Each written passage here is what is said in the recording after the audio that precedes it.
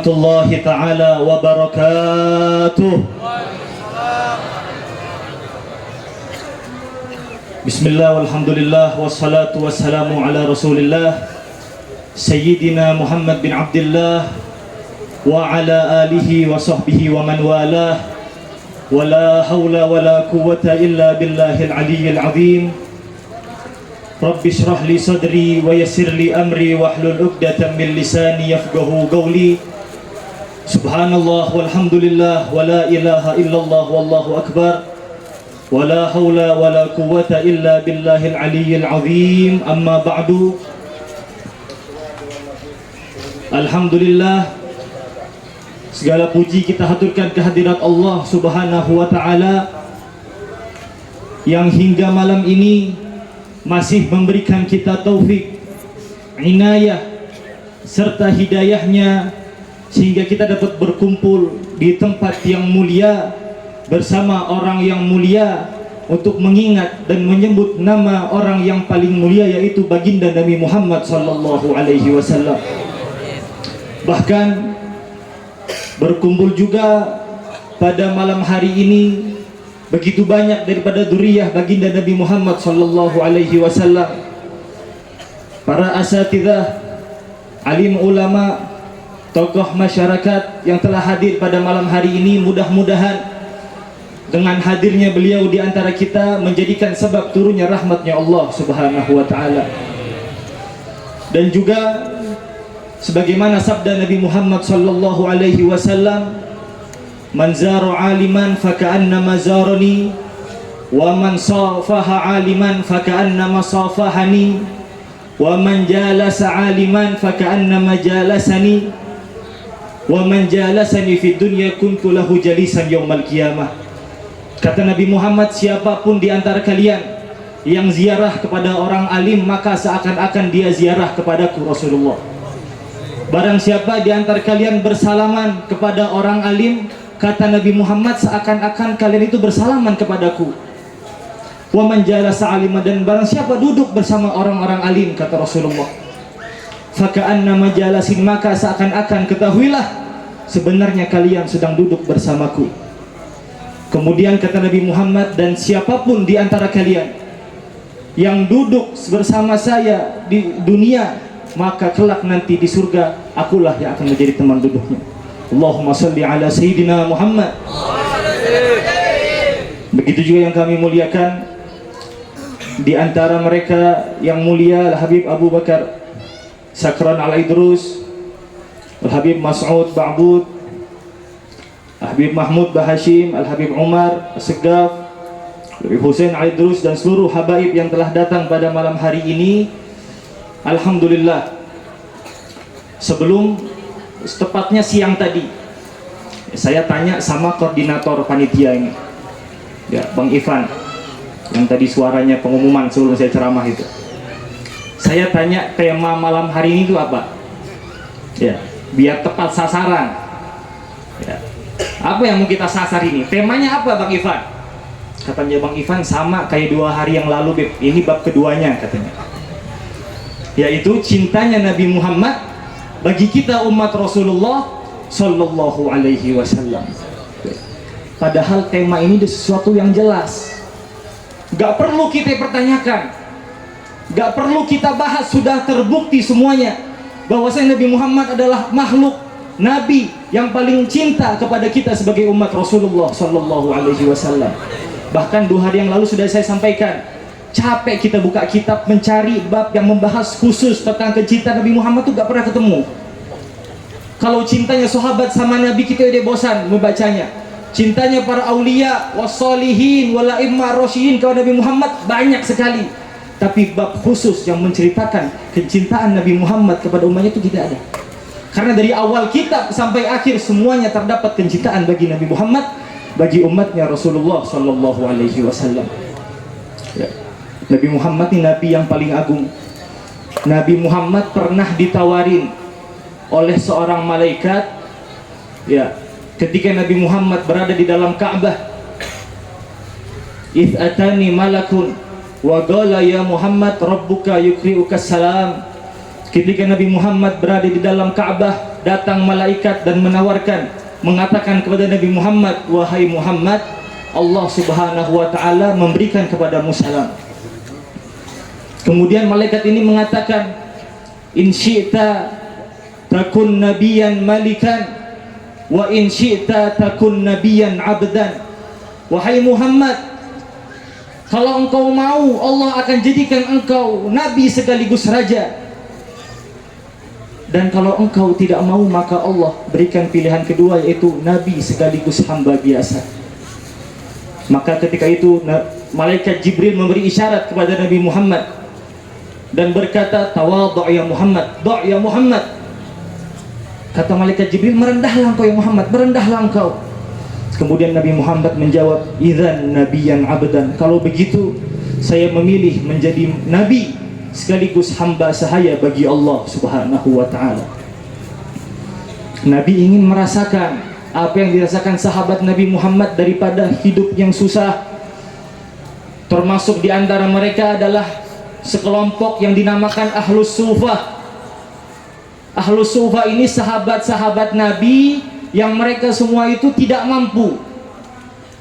Bahkan dikatakan pakaian mereka hanya menutup aurat saja, yaitu dari atas pusar hingga ke bawah lutut, hanya itu pakaian mereka. Di antara mereka adalah Sayyidina Abi Hurairah radhiyallahu taala anhu, salah satu sahabat Nabi yang paling banyak meriwayatkan hadis dari Nabi Muhammad sallallahu alaihi wasallam. Karena Ashabus Sufah ini tidak punya rumah. Diriwayatkan Ashabus Sufah ini tinggal di pinggiran Masjid Nabawi, di bawah pohon kurma. Di situ ada tempat teduh.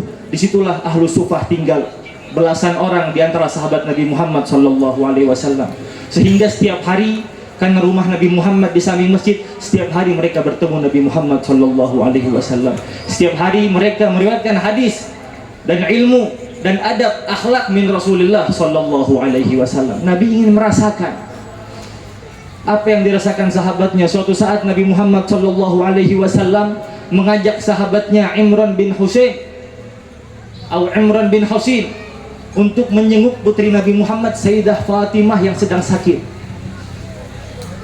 Mengajak sahabat Umar, diajak oleh Nabi Muhammad sallallahu alaihi wasallam datang ke rumah Sayyidah Fatimah yang saat itu sudah tertidur karena tertimpa penyakit. Kemudian saat Nabi Muhammad masuk ke dalam rumah, Sayyidah Fatimah bingung.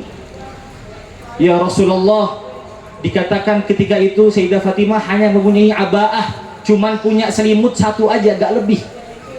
Jadi karena ada orang lain masuk sama Nabi, bukan mahramnya, Sayyidah Fatimah bingung, pengen menutup auratnya, pengen menutup kaki, kepalanya kebuka karena selimutnya kecil. Pengen menutup kepala beliau, kakinya terbuka. Sayyidah Fatimah bingung, maka Nabi mengambil ridak beliau, surban beliau, menutup daripada wajah Sayyidah Fatimah radhiyallahu anha yang saat itu sakit, terbaring di atas kasur beliau. Kemudian karena ini putri Nabi Muhammad, dia pun mengadu sama Rasulullah sallallahu alaihi wasallam. Ya abati, wahai ayahku, hari ini saya belum makan wahai ayah. Bukan karena saya gak punya makanan, lakin mali syahiyah, saya tidak nafsu makan karena saya sedang sakit wahai abati, wahai ayahku Rasulullah sallallahu alaihi wasallam. Maka kata Nabi Muhammad, amma ta'lamina ya penati, tidakkah engkau tahu wahai putriku Fatimah, bahwasanya aku Rasulullah sallallahu alaihi wasallam lebih mulia dari engkau di sisi Allah Subhanahu wa taala. Akulah nabi yang disandingkan namaku, disandingkan dengan nama Allah di kalimat la ilaha illallah Muhammadur Rasulullah. Saya lebih mulia dari engkau wahai Fatimah. Dan ketahuilah, saya yang lebih mulia dari engkau sudah 3 hari belum menyentuh makanan sedikit pun. Allahumma salli ala Sayyidina Muhammad. Ketahuilah wahai Fatimah, la in sa'altu rabbi la'utiyannah, kalau saya minta sama Allah Subhanahu wa taala, pasti saya akan diberikan oleh Allah Subhanahu wa taala. Tapi Nabi gak pernah milih seperti itu. Nabi cinta, Nabi ingat, ingin merasakan apa yang dirasakan sahabatnya. Bahkan bukan cuma sahabat yang hidup sama Nabi, kita pun umat Nabi Muhammad yang gak pernah bertemu beliau, belum pernah melihat beliau, tidak hidup bersama beliau, diperhatikan dan dirindukan oleh Nabi Muhammad sallallahu alaihi wasallam. Nabi Muhammad bersabda, hayati khairul lakum wa mamati khairul lakum. Kata Nabi Muhammad, ketahuilah hidupku baik bagi kalian dan kematianku juga baik bagi kalian. Tu'radu alayya a'malakum, kata Nabi Muhammad, seluruh umatku satu persatu dipaparkan amalnya di hadapan baginda Nabi Muhammad. Fa in wajadtu khairan hamidullah, kata Nabi Muhammad, kalau saya melihat fulan bin fulan akhlaknya bagus, fulan bin fulan salat sunnah, fulan bin fulan salat jamaah, kata Nabi Muhammad, hamidullah alaih, saya pun bersyukur kepada Allah Subhanahu wa taala. Wa in wajadtu khairu dzalik, kata Nabi Muhammad, kalau saya temukan amalannya tidak yang baik, akhlaknya bukan akhlak yang baik, ibadahnya kurang sempurna, kata Nabi Muhammad, fastaghfirullah lakum, maka saya meminta ampun bagi kalian kepada Allah Subhanahu wa taala. Begitu cintanya Nabi Muhammad sallallahu alaihi wasallam kepada kita umat Rasulullah sallallahu alaihi wasallam. Bahkan suatu saat Allah Subhanahu wa taala melihat kekasihnya Rasulullah sallallahu alaihi wasallam sedang bersedih. Kemudian Allah memerintahkan malaikat Jibril, ya Jibril, sal Muhammad ma yubkik. Jibril tanyalah sama Nabi Muhammad, kekasihku, apa yang membuatnya sedih hingga dia termenung, merah wajahnya, bersedih di dunia. Tanyalah ya wahai Jibril. Fanazala Jibril, Jibril pun turun memenuhi perintah Allah Subhanahu wa taala. Wa qala ya Muhammad ma yubkik, wahai Nabi Muhammad, apa yang membuatmu sedih wahai Rasulullah? Engkau kekasih Allah, semua permintaanmu dikabulkan oleh Allah. Apa yang membuatmu sedih wahai baginda Nabi Muhammad sallallahu alaihi wasallam? Kemudian kata Nabi Muhammad, saya memikirkan umatku, ya, siapa yang dia jadikan panutan, siapa yang dia jadikan sandaran, siapa yang dia ikuti setelah aku meninggal, kata Nabi Muhammad sallallahu alaihi wasallam. Siapa yang menjaga mereka? Kata Rasulullah sallallahu alaihi wasallam, inilah yang membuat saya sedih ya Jibril. Kemudian malaikat Jibril menjawab, amma tardina ya Muhammad rub'u ummatika fil jannah, apakah engkau senang dan ridha wahai Rasulullah jika seperempat umatmu ini dimasukkan surga oleh Allah Subhanahu wa taala? Ya.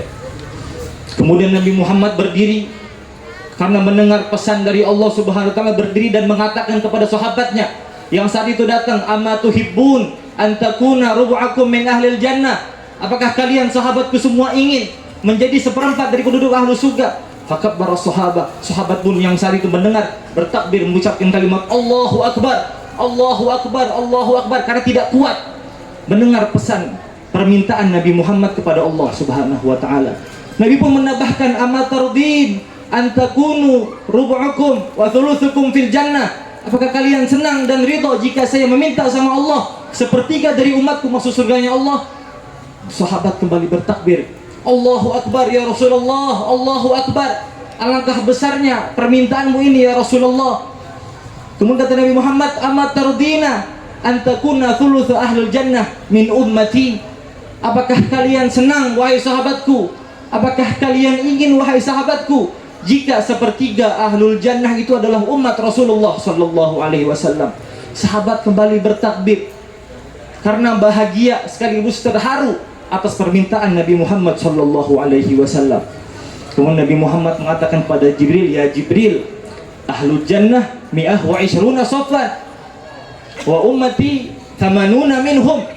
Wahai Jibril, kalau sepertiga ahlul jannah itu umatku, berarti dari 120 saf ahlu surga, 80 safnya adalah umat Nabi Muhammad sallallahu alaihi wasallam. Faqala Jibril, na'am ya Rasulullah, wala sawfa yu'tika rabbuka fatarda, apapun yang engkau minta akan dikabulkan oleh Allah Subhanahu wa taala. Maka Nabi pun menjawab, idzan la arda wa wahid ummati finnar, kalau begitu wahai Jibril, saya tidak ridha, saya tidak senang, saya ingin semua umat saya masuk surganya Allah Subhanahu wa taala. Allahumma shalli ala sayyidina Muhammad. Fadalla Jibril la yadkhulul jannah man qala la ilaha illallah. Jibril pun menyampaikan wahyu dari Allah Subhanahu wa taala seraya berkata, ya Muhammad, siapapun di antara umatmu yang mengatakan kalimat la ilaha illallah mati dalam keadaan Islam, la yakhluda finnar, maka dia tidak akan abadi di nerakanya Allah Subhanahu wa taala. Begitu cintanya Nabi Muhammad kepada seluruh umatnya Rasulullah Sallallahu Alaihi Wasallam. Dan Nabi gak pernah milih sahabat fulan atau sahabat fulan, umat fulan atau umat fulan, golongan ini atau golongan itu, enggak. Nabi gak pernah memilah-milih, gak pernah membagi, gak pernah petak-petakin.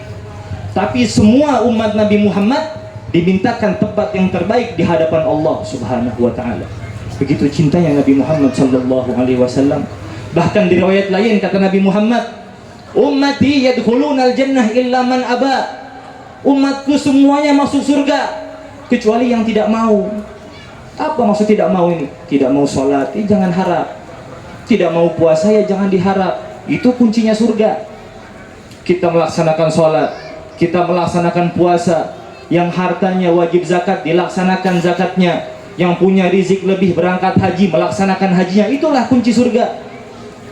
Sebagaimana sahabat Nabi menceritakan, tiba-tiba ketika Nabi duduk di Madinah, datang langsung tiba-tiba tanya sama Nabi Muhammad, ya Rasulullah, ara'aita in sholaitul maktubat wa sumtu Ramadan wa ahlaltul halal wa ahramtul haram la adkhulal jannah. Ini orang tiba-tiba datang, tahu-tahu nanya, nembak pertanyaan sama Nabi Muhammad SAW. Wahai Nabi Muhammad, bagaimana pendapatmu jika saya hanya sholat 5 waktu aja? Ini saya jaga 5 waktu, subuh, duhur, asar, maghrib, isya, gak pernah saya tinggalkan, saya jaga. Yang sunnah-sunnah entar dulu ya Rasulullah. Sholat 5 waktu, wasumtu Ramadan, dan saya hanya puasa Ramadan aja. Senin Kamis nanti dulu ya Rasulullah. Puasa Arafah, puasa nisfu Sya'ban, puasa Muharram entar dulu. Saya menjaga sholat 5 waktu sama puasa Ramadan. 2 poin ya Rasulullah. Kemudian wa halaltul halal, yang boleh-boleh saya kerjain. Apa aja yang boleh? Belanja boleh, ini boleh, itu boleh, nikah 1, 2, 3, 4 boleh saya kerjain ya Rasulullah. Ya. Wa haramtul haram, yang haram-haram saya tinggalkan. Yang Allah dan Rasul larang saya tinggalkan, gak neko-neko. Zina dan lain sebagainya, pacaran, apa segala macam, cet-cetan, ya, homer, narkoba, pokoknya segala dilarang sama Allah saya tinggalkan. Jadi cuma 4 nih katanya orang ini. Sholat 5 waktu, puasa Ramadan, yang halal silahkan, yang haram tinggalkan. A'adkhulal jannah ya Rasulullah, apakah pantas saya masuk surganya Allah Subhanahu wa Ta'ala? Kata Nabi Muhammad, qala na'am. Nabi menjawab, ya, engkau pantas mendapatkan surganya Allah Subhanahu wa Ta'ala. Maka dari itu banyak faedah, banyak hikmah, banyak cerita yang dapat kita ambil daripada peringatan Maulid seperti ini. Begitu banyak, selama 40 hari itu kalau antum catat jadi buku semuanya itu. Ya, semua tentang kisah, tauladan, akhlak, ajaran, hikmah Nabi Muhammad jadi. Kalau kita mau tulis sampai kita meninggal, sampai kiamat belum habis tentang fadilah Rasulullah Sallallahu Alaihi Wasallam, gak bakal habis. Maka kita praktekkan, intinya itu apa? Yaitu melaksanakan perintah Allah Subhanahu wa Ta'ala. Laksanakan. Karena itulah kuncinya surganya Allah Subhanahu. Nabi udah minta sama Allah, dia dimintakan. Antum jangan khawatir, antum sudah dimintakan sama Nabi masuk surga. Tinggal kita nih, mau gak masuk? Nabi sudah persilahkan, fadhol antum masuk. Kalau kita gak mau ya gak bakal masuk.